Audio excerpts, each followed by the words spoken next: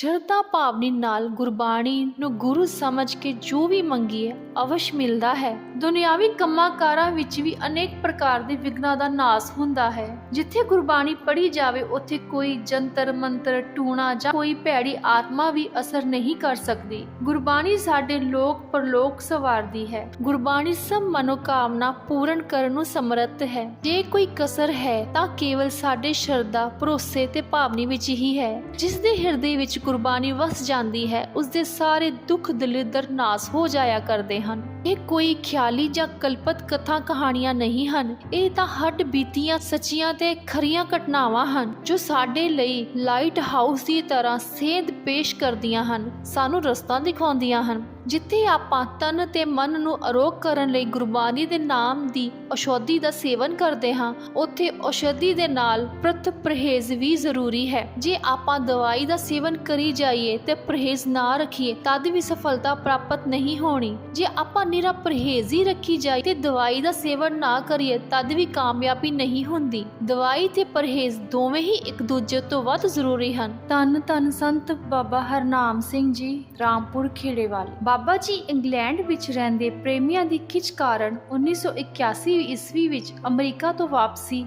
ਤੇ ਇੰਗਲੈਂਡ 2 ਮਹੀਨੇ ਦੇ ਕਰੀਬ ਠਹਿਰੇ ਸਨ ਅਤੇ ਵੱਖ-ਵੱਖ ਸ਼ਹਿਰਾਂ ਵਿੱਚ ਗੁਰਸਿੱਖਾਂ ਦੇ ਘਰੋਂ ਵਿਚਰ ਕੇ ਗੁਰੂ ਅਸਥਾਨਾਂ ਵਿੱਚ ਦੀਵਾਨਾ ਹਾਜ਼ਰੀ ਭਰ ਕੇ ਸੰਗਤਾਂ ਨੂੰ ਗੁਰੂ ਚਰਨਾਂ ਨਾਲ ਜੋੜਿਆ। ਇਸ ਯਾਤਰਾ ਦੌਰਾਨ ਹੀ ਆਪ ਜੀ ਹੀ ਸਰਦਾਰ ਸੁਰਜੀਤ ਸਿੰਘ ਹੁਰਾਂ ਦੇ ਘਰ ਠਹਿਰੇ। ਸ਼ਾਮ ਦੇ ਸਮੇਂ ਪ੍ਰੇਮੀ ਸੰਗਤਾਂ ਸਰਦਾਰ ਸੁਰਜੀਤ ਸਿੰਘ ਦੇ ਘਰ ਇਕੱਤਰ ਹੋਈਆਂ। ਸੋਦਰ ਦੀ ਹਾਜ਼ਰੀ ਕਰਨ ਉਪਰੰਤ ਬਾਬਾ ਜੀ ਨੇ ਸੰਗਤਾਂ ਨਾਲ ਗੁਰਮਤਿ ਵਿਚਾਰਾਂ ਸਾਂਝੀਆਂ ਕੀਤੀਆਂ। ਸੰਗਤਾਂ ਨੂੰ ਗੁਰਬਾਣੀ ਦੀ ਮਹੱਤਤਾ ਤੋਂ ਜਾਣੂ ਕਰਵਾਇਆ ਕਿ ਸਤਿਗੁਰ ਜੀ ਨੇ ਸਾਡੇ ਉੱਪਰ ਬਹੁਤ ਮਹਾਨ ਬਖਸ਼ਿਸ਼ ਕੀਤੀ ਹੈ। ਗੁਰਬਾਣੀ ਵਿੱਚ ਪ੍ਰਭੂ ਪ੍ਰਾਪਤੀ ਦਾ ਬਹੁਤ ਸੌਖਾ ਸੁਖੇਨ ਰਸਤਾ ਸਤਿਗੁਰ ਜੀ ਨੇ ਸਾਨੂੰ ਦੱਸਿਆ ਹੈ। ਆਪਾਂ ਨੂੰ ਗੁਰਬਾਣੀ ਪੜ੍ਹਨੀ ਚਾਹੀਦੀ ਹੈ। ਜਿੱਥੇ ਗੁਰਬਾਣੀ ਨੂੰ ਪੜ੍ਹਨਾ ਹੈ ਉੱਥੇ ਗੁਰਬਾਣੀ ਵਿੱਚ ਜੋ ਗੁਰੂ ਪਾਤਸ਼ਾਹ ਜੀ ਨੇ ਸਿੱਖਿਆ ਦਿੱਤੀ ਹੈ ਉਸ ਨੂੰ ਵੀ ਧਿਆਨ ਨਾਲ ਸੁਣਨਾ ਚਾਹੀਦਾ ਹੈ। ਧਿਆਨ ਨਾਲ ਸੁਣਨ ਨਾਲ ਹੀ ਸਾਨੂੰ ਪਤਾ ਲੱਗੇ ਕਿ ਸਤਿਗੁਰ ਜੀ ਸਾਨੂੰ ਕੀ ਉਪਦੇਸ਼ ਬਖਸ਼ਿਸ਼ ਕਰਦੇ ਹਨ, ਕਿਹੜੇ ਮਾੜੇ ਕਰਮਾਂ ਨੂੰ ਤਿਆਗਣ ਲਈ ਪ੍ਰੇਰਣਾ ਦਿੰਦੇ ਹਨ ਅਤੇ ਕਿਹੜੇ ਸ਼ੁਭ ਕਰਮਾਂ ਨੂੰ ਕਰਨ ਵਾਸਤੇ ਸਾਨੂੰ ਹੁਕਮ ਕਰਦੇ ਹਨ।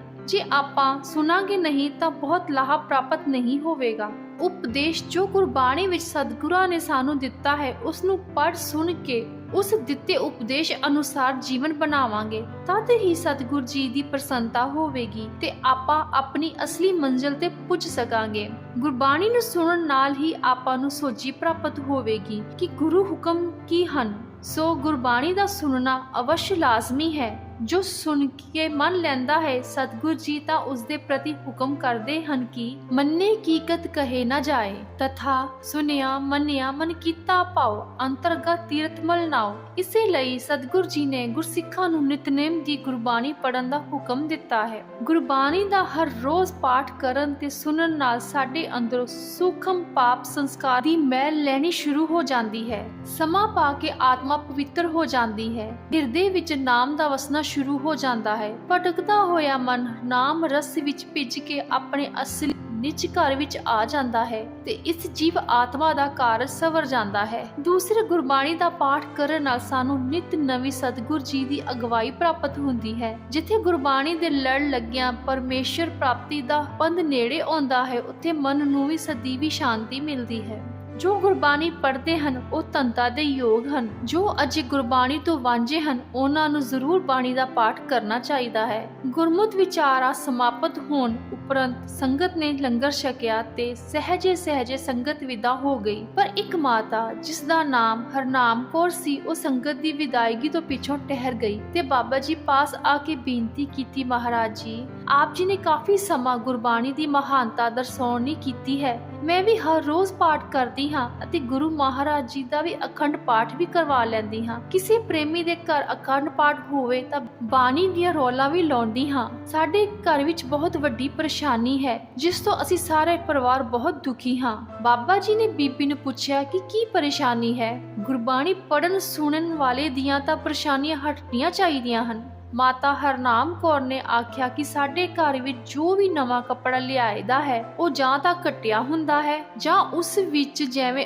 ਅੱਗ ਦਾ ਸੇਕ ਲੱਗਣ ਨਾਲ ਛੇਕ ਹੁੰਦੇ ਹਨ, ਇਸ ਤਰ੍ਹਾਂ ਹੋ ਜਾਂਦੇ ਹਨ। ਕਈ ਵਾਰੀ ਤਾਂ ਬੱਚਿਆਂ ਦੇ ਪਾਉਣ ਵਾਲੇ ਕੱਪੜੇ ਵੀ ਨਹੀਂ ਬਚਦੇ। ਸਾਡੇ ਘਰ ਵਿੱਚ ਬਹੁਤ ਜ਼ਿਆਦਾ ਸਹਿਮ ਬਣਿਆ ਹੋਇਆ ਹੈ ਤੇ ਕਾਫੀ ਨੁਕਸਾਨ ਵੀ ਹੋ ਰਿਹਾ ਹੈ, ਜਿਸ ਕਾਰਨ ਅਸੀਂ ਸਾਰੇ ਪਰੇਸ਼ਾਨ ਹਾਂ। ਬਾਬਾ ਜੀ ਕਹਿਣ ਲੱਗੇ, ਬੀਬੀ ਜੀ, ਜਿਸ ਤਰ੍ਹਾਂ ਤੁਸੀਂ ਦੱਸਦੇ ਹੋ ਕਿ ਤੁਸੀਂ ਨਿਤਨੇਮ ਵੀ ਕਰਦੇ ਹੋ ਤੇ ਹੋਰ ਵੀ ਬਾਣੀ ਪੜ੍ਹਦੇ ਹੋ, ਜਿਸ ਘਰ ਵਿੱਚ ਬਾਣੀ ਦਾ ਨਿਤਨੇਮ ਹੁੰਦਾ ਹੈ ਉੱਥੇ ਇਸ ਤਰ੍ਹਾਂ ਦੀ ਕੋਈ ਗੱਲ ਨਹੀਂ ਹੋਣੀ ਚਾਹੀਦੀ। ਮਾਤਾ ਜੀ ਕਹਿਣ ਲੱਗੀ, ਬਾਬਾ ਜੀ, ਮੈਂ ਤਾਂ ਇੱਕ ਦੋ ਮਹਾਤਮਾ ਤੇ ਕਹਿਣ ਤੇ ਘਰ ਵਿੱਚ ਸ਼੍ਰੀ ਅਖੰਡ ਪਾਠ ਵੀ ਕਰਵਾਏ ਹਨ, ਪਰ ਫਰਕ ਕੁਝ ਨਹੀਂ ਪਿਆ। ਬਾਬਾ ਜੀ ਮਾਤਾ ਜੀ ਦੀ ਗੱਲ ਸੁਣ ਕੇ ਸੋਚੀ ਵਿੱਚ ਪੈ ਗਏ। ਕੁਝ ਦੇਰ ਚੁੱਪ ਰਹਿਣ ਉਪਰੰਤ ਬੋਲੇ, ਮਾਤਾ, ਕੋਈ ਕਸਰ ਹੈ? ਜਿੱਥੇ ਗੁਰਬਾਣੀ ਦਾ ਪਾਠ ਹੋ ਜਾਵੇ ਉੱਥੇ ਇਸ ਤਰ੍ਹਾਂ ਦੀਆਂ ਭੈੜੀਆਂ ਰੂਹਾਂ ਦਾ ਅਸਰ ਨਹੀਂ ਹੋ ਸਕਦਾ। ਮਾਤਾ ਕਹਿਣ ਲੱਗੀ, ਸਾਰਾ ਕੁਝ ਕਰਨ ਦੇ ਬਾਅਦ ਵੀ ਇਹ ਕੁਝ ਹੋ ਰਿਹਾ ਹੈ। ਬਾਬਾ ਜੀ ਥੋੜੀ ਦੇਰ ਚੁੱਪ ਰਹਿ ਕੇ ਬੋਲੇ, ਮਾਤਾ, ਤੇਰੇ ਘਰ ਵਿੱਚ ਤੇਰੇ ਬੱਚੇ ਮਾਸ ਸ਼ਰਾਬ ਤਾਂ ਨਹੀਂ ਵਰਤਦੇ? ਮਾਤਾ ਕਹਿਣ ਲੱਗੀ ਕਿ ਬੱਚੇ ਸ਼ਰਾਬ ਵੀ ਪੀਂਦੇ ਹਨ ਤੇ ਮਾਸ ਵੀ ਖਾਂਦੇ ਹਨ, ਜਿਸ ਕਰਕੇ ਘਰ ਵਿੱਚ ਮਾਸ ਆਮ ਬਣਦਾ ਹੈ, ਪਰ ਮੈਂ ਨਹੀਂ ਵਰਤਦੀ। ਬਾਬਾ ਜੀ ਨੇ ਮਾਤਾ ਨੂੰ ਉੱਤਰ ਦਿੱਤਾ ਕਿ ਇਹੀ ਊਣਤਾ ਹੈ। ਜੇ ਤੇਰੇ ਬੱਚੇ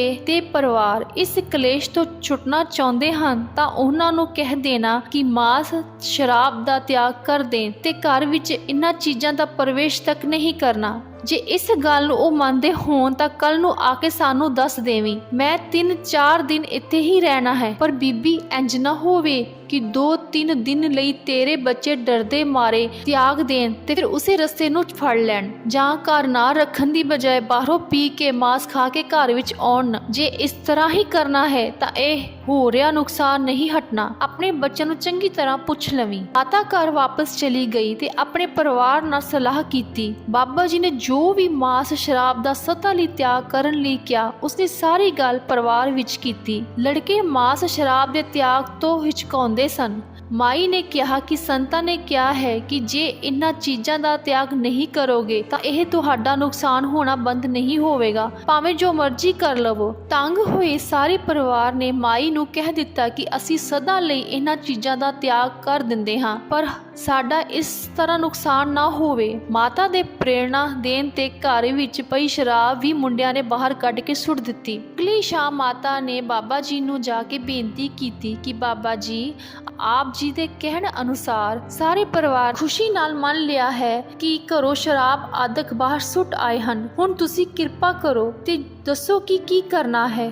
ਬਾਬਾ ਜੀ ਕਹਿਣ ਲੱਗੇ, ਅਸੀਂ ਕੱਲ ਸਵੇਰੇ ਸਵਖਤੇ ਤੁਹਾਡੇ ਘਰ ਆਵਾਂਗੇ, ਨਿਤਨੇਮ ਦਾ ਪਾਠ ਤੁਹਾਡੇ ਘਰ ਕਰਾਂਗੇ। ਤੁਸੀਂ ਸਾਰੇ ਪਰਿਵਾਰ ਨੇ ਬੈਠ ਕੇ ਨਿਤਨੇਮ ਸੁਣ ਲੈਣਾ, ਉਪਰੰਤ ਉੱਚੀ ਬੋਲ ਕੇ ਹਰ ਰੋਜ਼ ਨਿਤਨੇਮ ਦਾ ਪਾਠ ਕਰ ਲਿਆ ਕਰੋ। ਸਤਿਗੁਰ ਜੀ ਮਿਹਰ ਕਰਨਗੇ। ਅਗਲੇ ਭਲਕ ਬਾਬਾ ਜੀ ਤੜਕੇ ਹੀ ਥੋੜੀ ਦੂਰ ਜੋ ਮਾਤਾ ਜੀ ਦਾ ਘਰ ਸੀ ਉੱਥੇ ਪੁੱਜ ਗਏ ਅਤੇ ਆਪ ਨੇ ਪ੍ਰੇਮ ਨਾਲ ਉੱਚੀ ਸੁਰ ਵਿੱਚ ਨਿਤਨੇਮ ਕੀਤਾ।